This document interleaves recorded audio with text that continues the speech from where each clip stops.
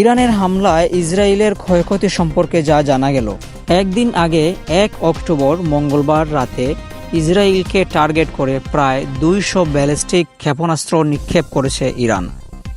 ইরানের সামরিক বাহিনী দাবি করেছে এসব ক্ষেপণাস্ত্রের বেশিরভাগই তারা প্রতিহত করেছে, তবে কিছু ক্ষেপণাস্ত্র তাদের আকাশ প্রতিরক্ষা ভেদ করে ভূমিতে আঘাত করে।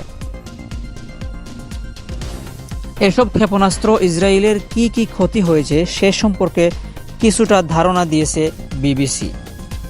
এক প্রতিবেদনে বিবিসি জানিয়েছে, ইরানি ক্ষেপণাস্ত্রগুলোর আঘাতে কি পরিমাণ ক্ষয়ক্ষতি হয়েছে তা এখনও পুরোপুরিভাবে নিরূপণ করতে পারেনি ইসরায়েলি কর্তৃপক্ষ।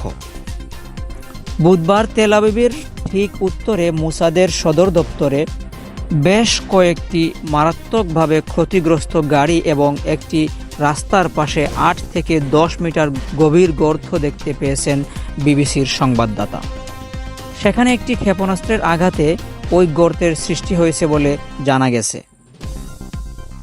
নিকটবর্তী হুড হাসরান পৌরসভা কর্তৃক জানিয়েছে, ওই এলাকায় ক্ষেপণাস্ত্র বিস্ফোরণ এবং স্রেপনেলের আঘাতে প্রায় 100টি বাড়ি ক্ষতিগ্রস্ত হয়েছে।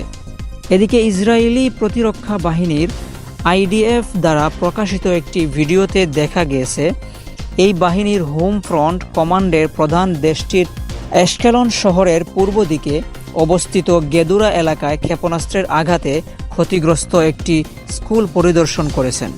ভিডিওতে স্কুলটির একটি শ্রেণীকক্ষের ব্যাপক ধ্বংসযজ্ঞ দেখা গেছে।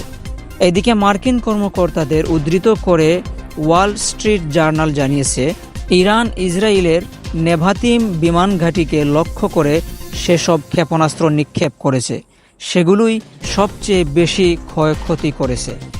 তবে এই বিমান ঘাঁটির ক্ষয়ক্ষতি নিয়ে কোনো মন্তব্য করতে অস্বীকৃতি জানিয়েছে ইসরায়েলের প্রতিরক্ষা বাহিনী।